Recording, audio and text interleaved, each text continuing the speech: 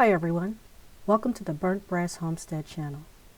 2 power stations in North Carolina were struck by gunfire, causing enough damage to leave approximately 45,000 people without electricity in Moore County, North Carolina. This incident took place sometime after 7 p.m. on Saturday.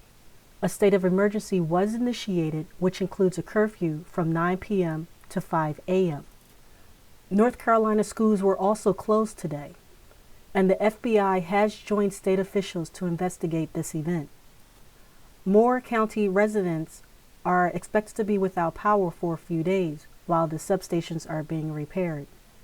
This comes at a time when overnight temperatures in North Carolina are dipping in the mid to high 40s.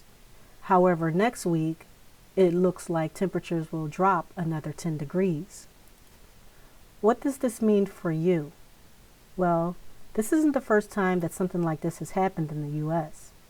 In 2013, there was an attack on a California substation.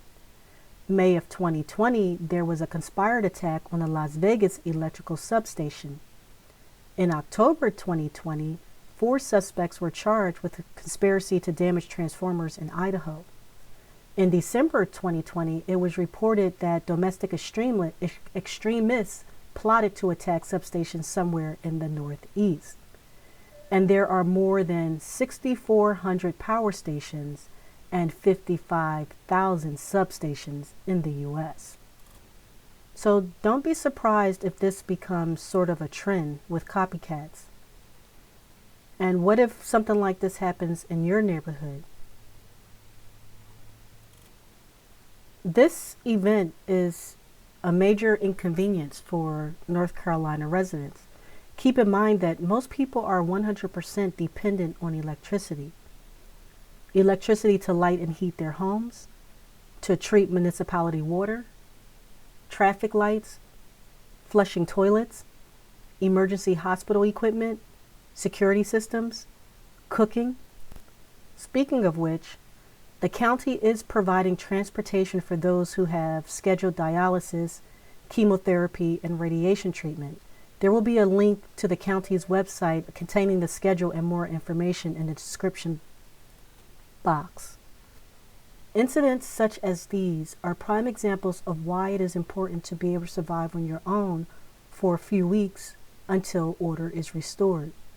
Having a pantry worth of 1 to 3 months of food supplies, having flashlights and batteries, a first aid kit, an alternative solution to heating your home in the winter, and clean drinking water are important. I mean, think about it. These people can't even go to their neighborhood stores because nothing works without being online these days. Even if the stores could somehow manage, how many people have cash on hand?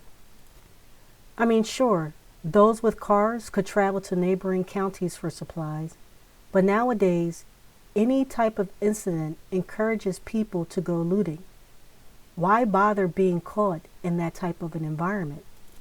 Although this is a major inconvenience for residents of Moore County, this and the Texas freeze are events that should make you want to prepare for any difficult times that lie ahead.